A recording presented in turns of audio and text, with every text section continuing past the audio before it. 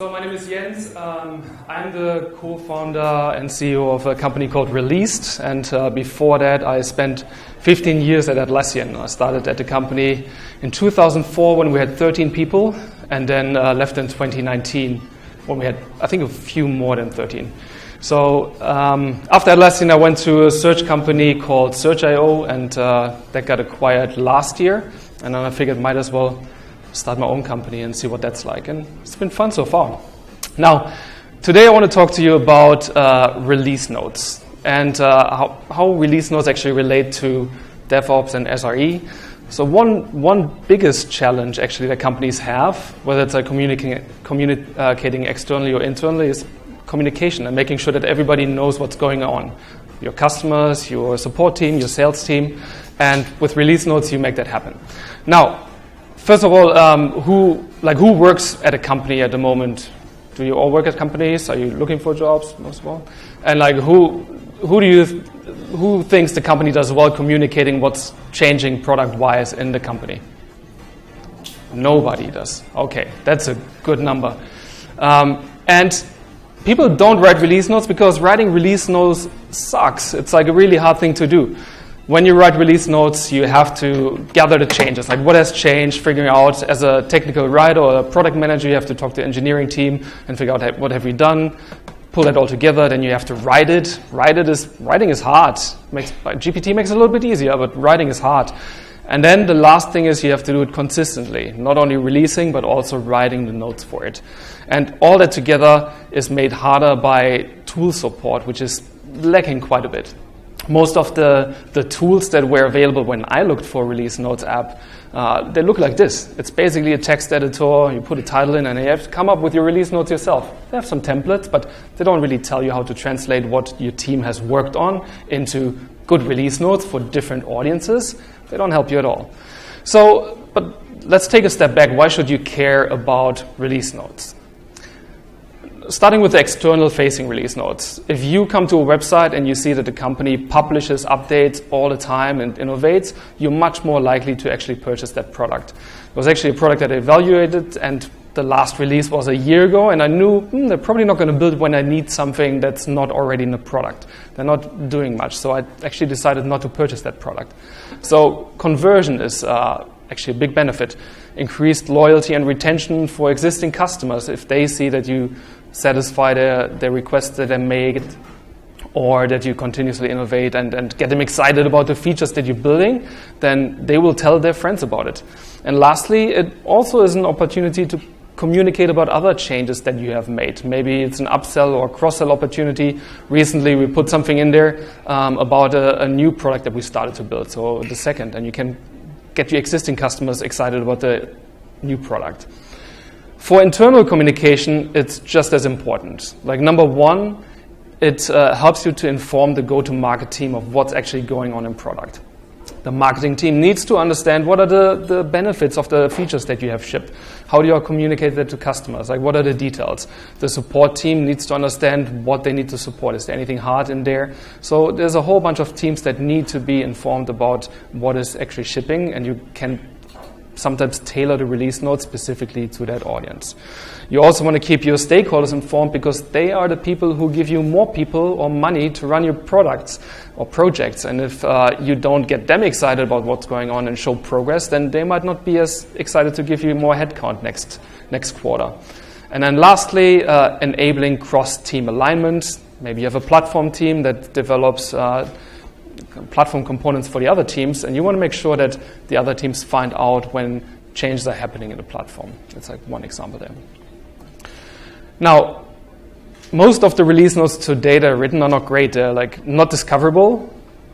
Like people just can't find them. They're not obvious. Updates are often infrequent. It's sometimes just a wall of text that's not very exciting, or sometimes they're just too brief and don't have enough context. And people simply don't put enough effort in there. And if you don't put effort in writing them or try to make them good, like why would anyone put effort into reading them? Now, what does great look like? Number one is you want to make them more exciting. Don't just use text, like use media. Make them user-centric. make them organized, help people find what they need to, make them engaging and discoverable. And let's look at a couple examples here. So this is Sketch. It's a design tool, and obviously they value like pretty stuff. So they have a lot of images and videos in their release notes, and helps communicate the features much, much better. Even for internal release notes as well, the marketing team wants to see what it looks like. Put a Loom video in there, put a screen recording, just help them understand the features. Put some media in there, not just text. Make them user-centric. Actually, the Microsoft Teams release notes are really, really awesome. They not just tell you what the feature is, it's like screen share, zooming in or something, but actually make it really user-centric. Zoom in and out of screen share during a Teams meeting. Okay, that's what I want to do as a user, instead of the feature name. Now, the next one is keep them organized. So this is the Shopify release notes, and on the right-hand side you can see all the categories they have. It's a complex product, and maybe you want to know about what's happening in billing or any updates to the marketing features in Shopify. So you can just click on the category and then filter the release notes by that category. You want to make them engaging. This is an app called Raycast on the Mac, and it's a cool app to begin with, but they also make their release notes really engaging. In this case, they have they're advertising their new AI features. They have a wait list that people can join up. There's a video that you can watch. So it's not just about like release notes when you engage with customers, but also getting them excited about what's coming up or what's happening at the company. It's a really underutilized marketing channel. And lastly, you want them to be discoverable. I think it's lastly. So if you hide them in a documentation or in a community, people simply can't find it. So again, Sketch, what they do, this is the drop-down that you get when you click on Product. And here on the right-hand side, they basically show their release notes, like what have they done, the last 4 titles of the release notes, right there in the center of their website. And they need to do this because they got a little complacent for a while, and then Figma, anyone heard of Figma? Figma kind of like overtook them a lot, and now they're playing catch-up. And this is how they play catch-up. They kind of want to hammer home or hammer the message home that they're innovating and they're constantly doing things. So that's a way to do it. Now, I said writing release notes is hard, and that's why we founded our company, because we wanted to make this easier. Again, like there was no tool to do this, so we decided to build it. Has anyone used Jira here? Yeah. Okay, so one thing that we notice is like Jira has all the. I'm gonna give a demo. I think that's next year. Demo, yeah. So here's a demo. So Jira has all the. Let me see. Has all the data about the work that you've been doing. So we were thinking like, well, what if we can take that data and turn it into release notes? So this is basically what Jira looks like. Usually you have a board here. So now we want to take these items that we've done in the last week and turn them into release notes. So there's a tab here on the on the left-hand side. It's called Release Notes. And first of all, it shows the release notes for this particular project. So if you are like part of the team, you can go there, you can see what's been happening. Okay, there was some task sharing. There's a new search. So you can like go down and see what's been happening. And in order to create a new release note, you click on Create Post. And then you can say here, give me everything that's new since the last announcement that we made, or anything in a particular version, or anything that's in the last 3 or 4 weeks. And you can filter more by like label, show me only things that are public and things like that. So like a bunch of ways to get the right information that you want. And then you just click Started. And then what we do is we create this staging area. On the left, we have this empty editor that I just complained about. This is still an empty editor at the moment. But at least we have on the right-hand side all the things that we want to talk about. So here's an epic. Epics are like big features that you usually build. So why don't we start with this? So you can click on it. You can click on the issue, and you can see what does it actually look like. Task sharing, and there's a whole bunch of functional requirements, non-functional requirements, interface constraints. That's cool, but you don't want to publish that stuff. So you want to clean this up. And the way we do this is you select it, and then you can click this Generate button here top. And then it does the AI magic circle thing. Yeah. And then once it's generated, you can just drag and drop this card on here. And then it creates a really short description this time. Let me just check this, because there's a way to customize the UI, and maybe somebody changed that setting here. So for epics, we have a custom prompt. We don't want a custom prompt, one paragraph. No, that's not what we want. We actually want to have a long description that's playful. That's good. Okay, let's go back here. Go back to the thing. Let's delete this again. Let's try this again.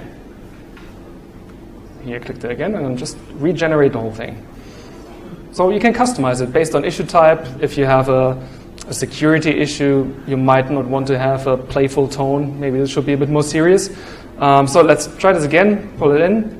That looks much better. Okay, so basically took all the information that we just had and put this into like a nice thing. You can now easily share individual tasks with your team members, making collaboration a breeze. That sounds pretty release notey to me. That's cool. Yeah, so then you can drag some images in there. Let's just drag from a website. So that's pretty cool. And so on. So for bug fixes, let me just shift click. You can also select multiple issues at once. Let's just do that. Generate multiple items at once. And then have a bullet list here. And then you just add your bug fixes to this bullet list. That's kind of what the bug fixes then look like with a shorter description. So, and then you can obviously customize it. This is a regular editor. If you don't like something, this is a good starting point. But if you don't like something, then you can change it. Then we give it like a new title. We call it DevOps. And we can give it a category here if we want. So demo, and then you can publish it. And the publishing part is really important because we want to know where we're going to put this. So you can publish it to Confluence, which is like an intranet that Atlassian builds, to an announcement page or an embeddable page. You can embed these on your website or in your app. And then you just hit publish. And then that happens. So we can actually have a look at Confluence now. So DevOps. So in Confluence is really good because that's where usually the marketing team doesn't hang as much in your Jira project. They usually spend time in Confluence. So you kind of want to get these release notes into, there it is already, to the places where your colleagues already spend time. So if you click on DevOps, you can see here are the release notes with the bullet points at the bottom. And then people can then have a conversation and ask questions. It's like, was this cool? Sure.